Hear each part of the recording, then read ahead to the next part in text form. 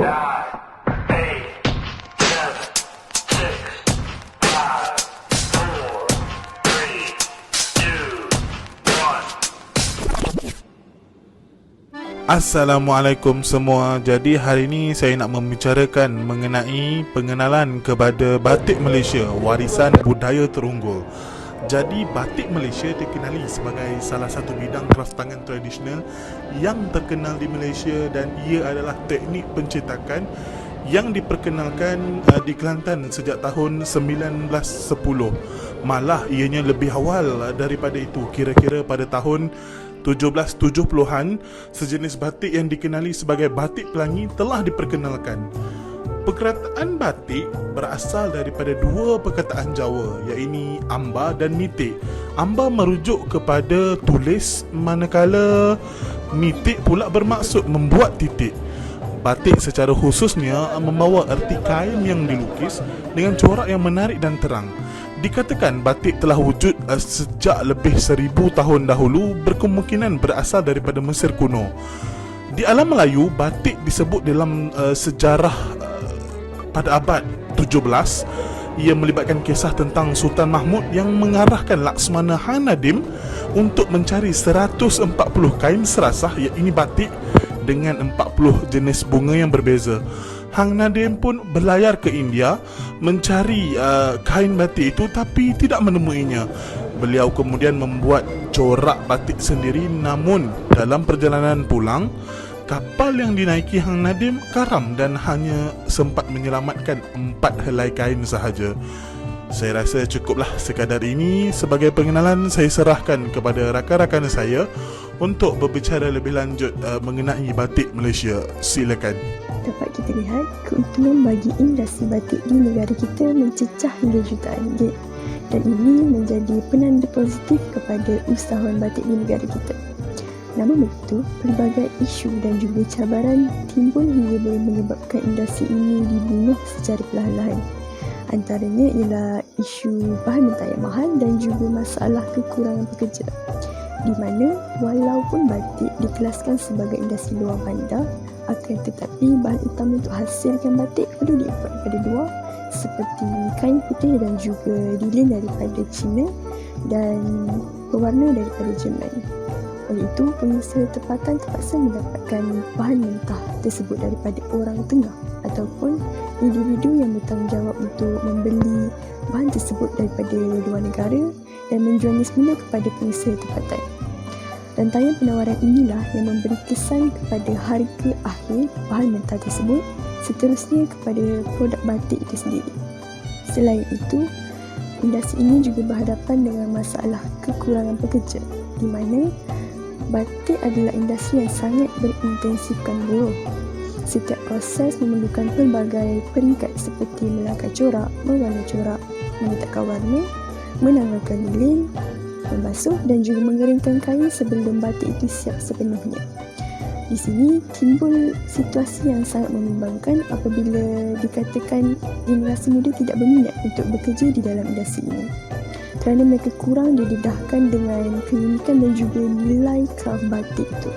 Hal inilah yang menyumbang kepada kesukaran dalam mengembangkan dan juga mempertahankan warisan negara ini, dan sangat perlu untuk diatasi bersama. Sekarang kita beralih kepada perbezaan antara batik Indonesia dan batik Malaysia. Jadi sebenarnya apa sebenarnya perbezaan antara batik Indonesia dan batik Malaysia? Okey, sebenarnya ramai tak tahu antara batik Malaysia dengan batik Indonesia, kan? Okey, jadi kat sini saya Farhana nak terangkan dekat anda semua tentang perbezaan antara batik Indonesia dengan batik Malaysia. Okey, yang pertama daripada segi sejarahnya, sebenarnya batik Indonesia ini bermula sejak kurun ke-19 lagi. Jadi dah lama lah batik dekat Indonesia mengembang. Okey, macam mana pula dengan Malaysia? Malaysia pula dia mengembang, pada mulanya dia mengembang di pantai timur, iaitu Kelantan dan Terengganu, dan dia bermula sejak tahun 1911. kedua pula kita tengok pula daripada segi corak dia. Okey, untuk batik Indonesia ni dia tidak terhad dan dia boleh je mana-mana figura, mana-mana flora dan mana-mana fauna untuk dijadikan sebagai design batik mereka. Tapi untuk Malaysia pula dia had kan. Ada yang tak dibenarkan. Seperti contoh motif figura tidak dibenarkan dalam batik Malaysia. Dan Malaysia ni lebih mementingkan unsur-unsur flora berbanding fauna dan geometrik. Okey, yang ketiga pula kita beralih pula kepada fungsi batik Indonesia dan batik Malaysia. Jadi sebenarnya Malaysia dan Indonesia ni gunakan batik untuk apa sebenarnya? Okey, untuk pengetahuan semua, batik Malaysia digunakan kebanyakannya untuk perhiasan dan pakaian dan pemakaian lah. Dan untuk batik Indonesia pula kebanyakannya digunakan dalam adat istiadat perkahwinan. Okey, jadi itu sahaja daripada saya. Saya serahkan kepada pembentang seterusnya, sahabat saya. Batik, relevankah batik dijual dengan harga yang mahal pada masa kini? Batik Malaysia dikenali sebagai salah satu bidang kraftangan tradisional yang terkenal di Malaysia. Ia adalah teknik percetakan yang dikenali sebagai mencanting batik. Seni inovatif dan kreatif ini mengekalkan nilai tradisional dan mengikut trend semasa ke semasa menerusi koleksi fashion moden yang kebanyakannya menggunakan motif-motif tertentu. Perekaannya yang bermutu tinggi dan corak yang unik menambat hati peminat pakaian tradisional. Bukan sahaja rakyat Malaysia, pelancong juga meminatinya. Proses membuat batik conteng, lakaran corak batik pada kain menggunakan lilin panas, proses mewarna menggunakan berus cat mengikut kesesuaian corak. Tiada kesan warna ditinggalkan di bahagian yang terkena lilin selepas proses mematikan warna dilakukan. Lilin tersebut akan cair dan tanggal, di mana bahagian-bahagian yang dianggap sebagai benteng. Pembuatan batik sangat dijaga dengan rapi untuk menghasilkan produk yang berkualiti. Jadi wajarlah batik dijual dengan harga yang mahal pada masa kini. Hai, Assalamualaikum warahmatullahi wabarakatuh. Saya Muhammad Irfan Farhan. Okey, untuk assignment kali ini saya telah melakukan satu kerja lapangan iaitu di Pasar Payang Kuala Terengganu.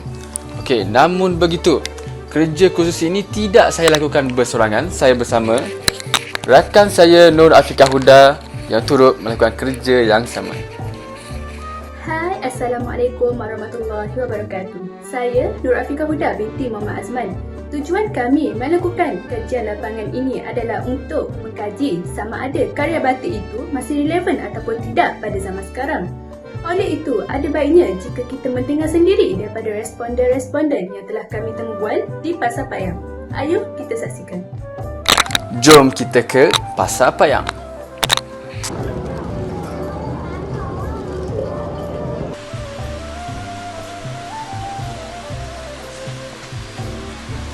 Daripada pandangan saya lah, batik ni dia sebenarnya tak telan di zaman lah.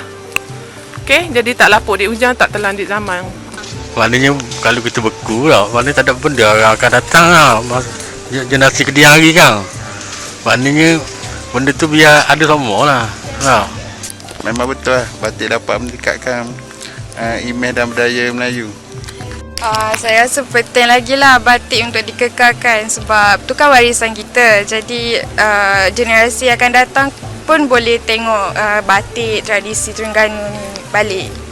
Okay, walaupun budak-budak sekarang tak pakai kain batik, tapi sebenarnya kain batik ni kita boleh guna sebagai apa orang kata, bukan setakat untuk kain basahan je lah. Boleh buat dalam bentuk seluar, okay, pakaian, okay, baju pasang pun ni. Barulah mana orang kedia, mana cucu cicit, maknanya boleh tahu kan tak, batik tu cara mana nak buat ke apa ke tak. Kalau kita senyak ke apa tinggi kan kena katakan mana kita putus teguh lah. Jadi tak ada benda orang kedia hari tak tahu kan tak. Tu je lah. Sangat jelas menunjukkan bahawa karya batik ini sememangnya masih relevan pada zaman sekarang walaupun telah berlaku banyak peredaran zaman. Oleh itu, kita sebagai rakyat Malaysia haruslah berbangga kerana karya ini masih dapat dikekalkan dan dapat ditunjukkan kepada generasi muda yang akan datang.